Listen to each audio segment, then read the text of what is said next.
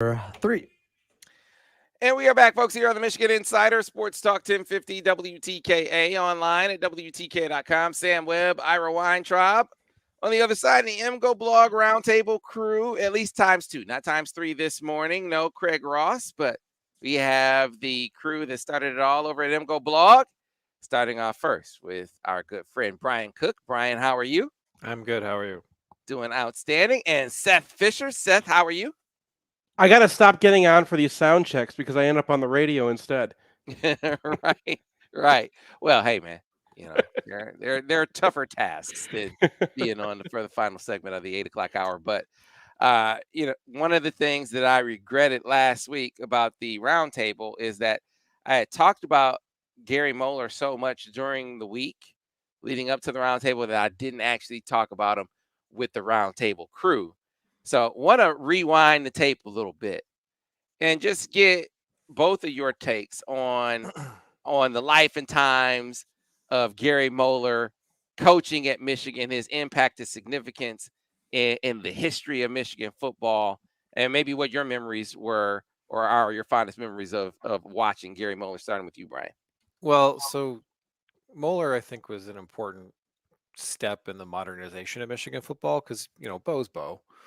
And even when Bo had Jim Harbaugh and other quarterbacks who could actually throw the ball, it wasn't really his preference. And Gary Moeller was the first time where, you saw Michigan sort of emphasize the passing game. Now, not nearly to the extent that we see today, but the kind of numbers that Elvis Gerback was putting up would never have happened under Bo. I mean, he had a wide receiver win the Heisman Trophy. That That would not have happened under that Bo. would not have happened under Bo Schembechler. And so, his teams, had a bunch of losses in there, and people were kind of discontent. But he's also the guy who put together kind of the foundations of the 1997 team. So he deserves a lot of credit for, putting together a team that had Tom Brady on it, had Charles Woodson on it, had Brian Greasy on it. Just a bunch of guys who came through and had a magical season. And then he was the most successful Lions coach in the history of the franchise. So obviously he was doing something right to get fired by Matt Millen. That's, I mean, so for me, I have a memory of Moeller because I got into my Super Michigan fandom when Moeller was the coach. Like 91 was, when I was bit, right? Like before that, I watched Michigan games with my dad or, had a Michigan shirt that I wore at school, but knowing who the players were and following things, that started in under Moeller. But I also remember going with the flow, when he was fired, my sense was that it was more for the 2 4-loss seasons than it was because of the actual incident. Now I come at him from this perspective. I've done a lot of Michigan history. I've done a lot of these podcasts with Dr. Sapp where we've talked to players from over this entire era and have a much greater appreciation for Moeller as the assistant coach. He might be if not the best, if not at least one of the top 2 or 3 great assistant coaches of all time. And I think that there's this interplay throughout history with coaches and their assistants where the coach is the bad cop and then there's an assistant coach who's the good cop. And Moeller was Bo's good cop because it wasn't going to be Jerry. Jerry was the brains in the operation, but Moeller was the guy that they liked. And he was built for that. There was a reason they liked him. He understood football as a game more than Bo did. I think Bo came from this generation. He's Woody's guy, right? He came from this generation that had come out of World War II thinking, let's train these guys the same way we trained all the troops. And Bo was always that kind of general who, that led him into problems sometimes as well. And Moeller was the guy. He had this drill. Every coach has a drill, right? And Moeller's drill was they kind of do a fake interception. They have to run it back. They have to block it perfectly and set it up perfectly.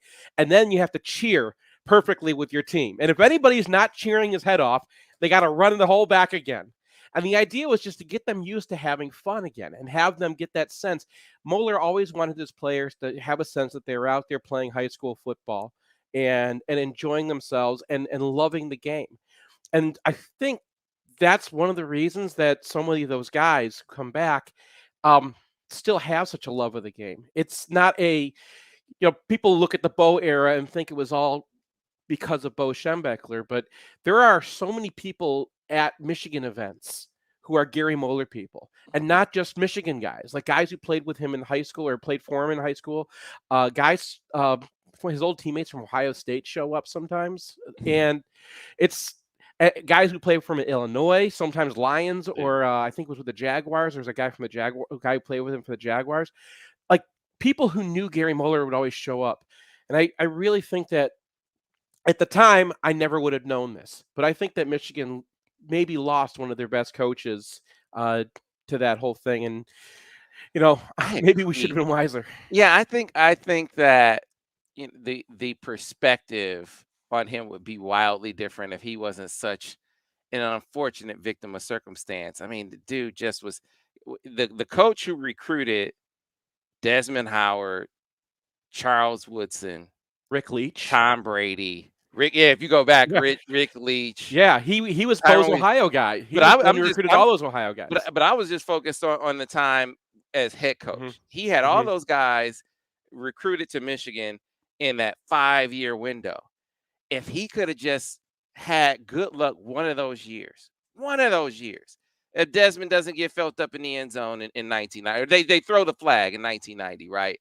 Hmm. In 91, if Derek Alexander doesn't get hurt, right? I mean, in 94, which 24/7 is killing me this morning. Just a gratuitous video of Colorado throwing the bomb in 94. It's like that dude should have a. It feels like if he just gets good luck one year, he's in the national title hunt. And but for being snake bit in all those years, he would have been. It's very true, and I think that Michigan probably would have been similar to what they were. I think they probably still would have had a couple maybe fallback years in 95 and 96. Uh, but keep in mind, Lloyd Carr made Fred Jackson his offensive coordinator. And going from Moeller, who knew every part of football. I mean, this guy coached quarterbacks, he coached defense, he coached defensive line. He coached all over the place. And then he was a great offensive guy too. Going from his staff, and he had Les Miles and he had Cam Cameron on his staff, like the guys that he had versus I love Fred Jackson, but I don't think Fred Jackson should have been the offensive coordinator. And I think Freddie J only got a year though. I mean, you got to give a man. You got to give a man some time to grow into the job, don't you? Yeah, It was I his love first Fred rodeo. Jackson, but I've actually watched film on the 95 team, and it's like, come on. I mean, I know exactly what's coming here. Like the stuff that we talk about with Lloyd Carr and his stodgy offense, it was never as bad as it was the first 2 years. Yeah, well, it definitely going from a veteran play caller and offensive innovator, clearly like Gary Moeller, and at a time of controversy, and who's the quarterback? Remember, you're breaking in a new quarterback, and Yeah. you had a lot of factors that went into it. But make no mistake, on the Gary Moeller piece, the appreciation for how far in a very short period of time he brought Michigan's offense. I mean, that's another thing that I think you almost had to be there for to Hmm. really fully appreciate it. Because we can talk about it, but I mean, just go back and look at the '89 film, and then look at '90 through '94, and tell me that it's just a totally different team, totally different approach to offensive football. And we had Gerbach in '89. He just wasn't using him. And I get it. You have your fifth year quarterback, and like that it made sense. But we had Desmond Howard on that team too, and it's like, how come you're not using this guy?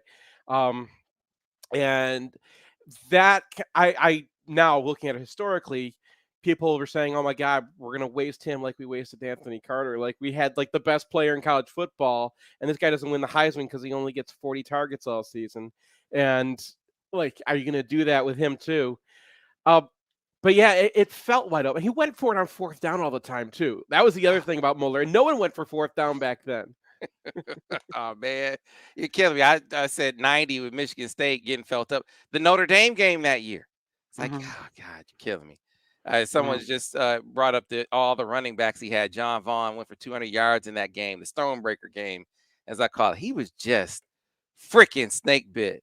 And if he could have just gotten one, I think that the regard outside of Michigan, because I think Gary Moeller, the regard for Michigan within for Gary Moeller within the Michigan family is extremely high. I think the national recognition for Gary Moeller would be much different if he could have just gotten it one of those years. So I didn't want to let this opportunity go by to let you guys get in on that as well because I missed it last week. So I apologize for that.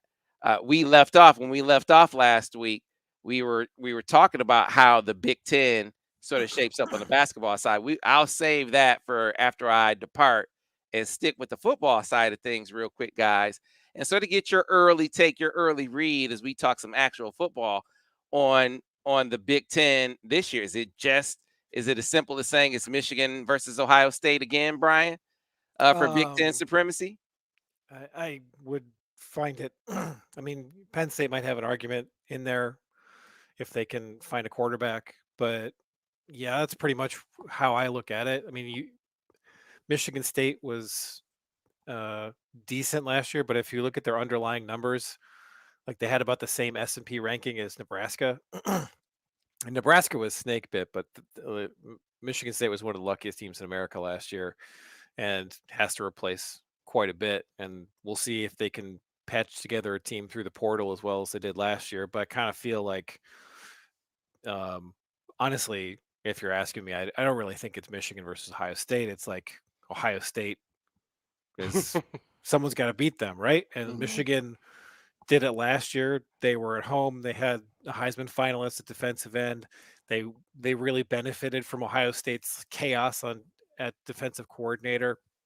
And Ohio State had that turnaround mid-season, but all of their fits were really simplistic, and Michigan was able to really exploit that. That's not going to be the case this year. So I think Ohio State is the clear favorite in the league, and you're hoping that Michigan's defense is going to be at a level where they can reasonably expect to go into Columbus and make it a good game. I mean, their offense looks like it will be really good, but you lose Mike McDonald, you lose Aiden Hutchinson, you lose David Ojabo. You still have questions at, I think, cornerback. You have questions at defensive end. So if Ohio State isn't in a state of decline where Ryan Day really isn't it, I think that they're the clear favorite. Seth? Yeah, that's pretty much true. Ohio State's in a tier of their own right now. They're probably national champion. The best pick for the national champion. I think they get the best player in the country in Jackson Smith-Njigba, and that worked last year. Even with everything else going on in that game, and you remember Ohio State was shook in that game too. I think there was an emotional part of that game, and I don't think that's going to be true as much this year. They're going to be in their own home. They're going to get everything there. Like that's and they get so much back for them, right? Like Ohio State's always going to be putting a lot of guys in the pros, but they get a lot of guys back, and the guys that they lost actually had really bad games against Michigan. So they're on their own tier. I do think Michigan is kind of on their own tier as well. Second to that, if you look at the S&P standings, Michigan's fourth in the preseason right now, and I think that's true. I think Michigan might be the fourth best team in the country. But the first three teams are so far ahead. The difference between Michigan and number 3 and Michigan and number 25 is about the same. So we're the top of like the everybody else. And then, you've got Ohio State and Georgia and Alabama just functioning on an absolutely different level than college football has really ever lit. And I mean, there's a systemic issue that created that problem, and that problem's not going away this year. maybe Ohio State gets injured, maybe Michigan has just a great game plan. I do think that like the meta game changed. We talked about this last year in the podcast that Michigan stopped trying to, go man on man with Ohio State last year. And I think that makes it a lot harder if you're Ohio State, if a team's been really preparing for you, uh, to move the ball with efficiency, because sometimes you're just going to get got. When you're getting surprised, when you're moving guys around so much and you're not putting people where they belong. And I think that's really where Michigan's going on defense this year, because they don't have David Ojabo and Aiden Hutchinson to just win every single down on the edges. So they can't, they're going to have to manufacture that somehow. And the way you manufacture that is very clear, because the Ravens have been doing it for years. They just have like a timer, because your defensive line is so big and they're pushing in, right? And Mike Morris, he's not going to get around the guys that much, but he's going to get in there if you give him enough time. And it's, that's what they're going to be based off of. You're going to have this push, and in the meantime, you're not going to know where guys are, and your first and second read might not be good, and college quarterbacks don't make a third read very well. And Michigan's got a really nice, easy schedule, a nice, easy ramp up to get good at these things. So maybe. So you mentioned a nice, easy buildup, and it does feel that way, especially with the non-conference. I mean, non-conference is soft as Charmin, right? But you start out on the road in Big Ten, or your first road game in Big Ten play is at Iowa, and then the Michigan State game, and again on paper, it looks like they should roll Michigan State. Just like I felt like that heading into last year's game, and I'm curious what you guys' concern level is about those two teams. Understand they just beat the brakes off of Iowa, but there's something about playing in Kinnick that I just feel like it's a house of horrors. Well, that you always have to count the Kinnick factor when you talk about playing Iowa. There's a 2,000% chance that game's going to be at 11 p.m. Right? Like it's gonna be 2 in the morning. It's going to be the third quarter. That's an Iowa game. It'll be the fourth quarter. Never mind. It's, there are some definite spots on the schedule where Michigan could end up tripping up. And are there enough where I feel like you're not going to go into the last week of the season with a shot at the division title if you beat Ohio State? Probably not, because Michigan's offense should be on a level where they are able to outpace a lot of their mistakes. Like, they have 2 quarterbacks who are coming back with experience and should be getting better. They have Blake Corum. They have Donovan Edwards. They have probably one of their more loaded wide receiver core since, the Avant, Breston, Braylon Edwards year.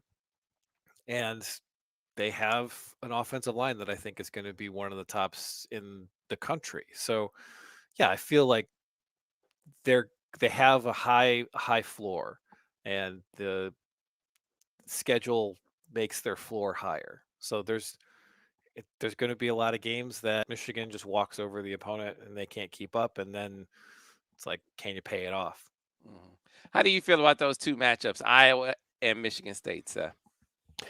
Iowa, I'm gonna scare myself with Kinnick, so that I don't have to pay attention to the Iowa team, because the Iowa team is exactly the team that we just rolled in the Big Ten championship, and there was no way Iowa was going to move the ball in that game, and not just because Aiden Hutchinson. They ran away from Aiden Hutchinson the whole game.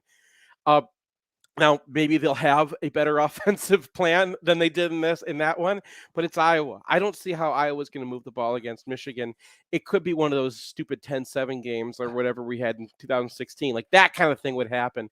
The game that's kind of making me nervous, and Michigan State, they got to come to Michigan, and like, they're going to, I don't know. Like Brian said, they were the luckiest team in the country last year, but weird things happen against Michigan State. As long as things are even and on the level, I think Michigan's a much better team than Michigan State this year.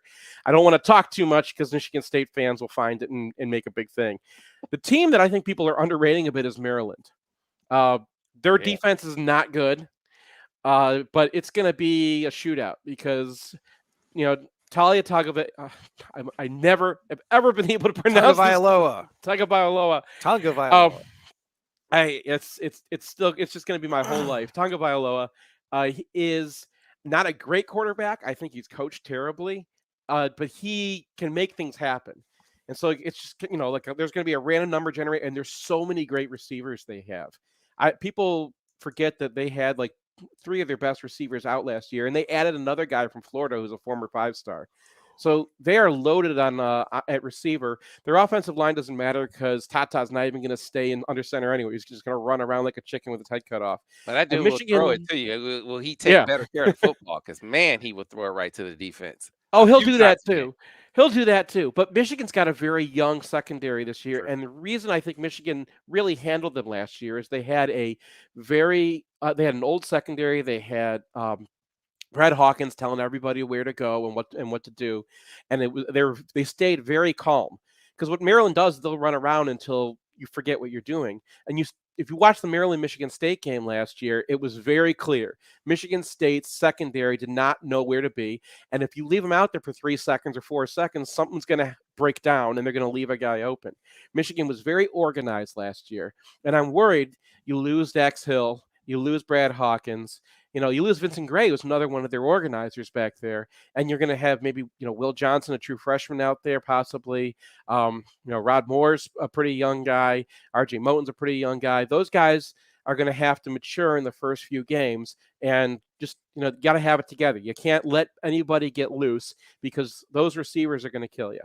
Yeah, I think R.J. Moten is the guy who's wearing I don't know that he'll be a captain. I'm not calling him captain, but I think he's the captain of the secondary.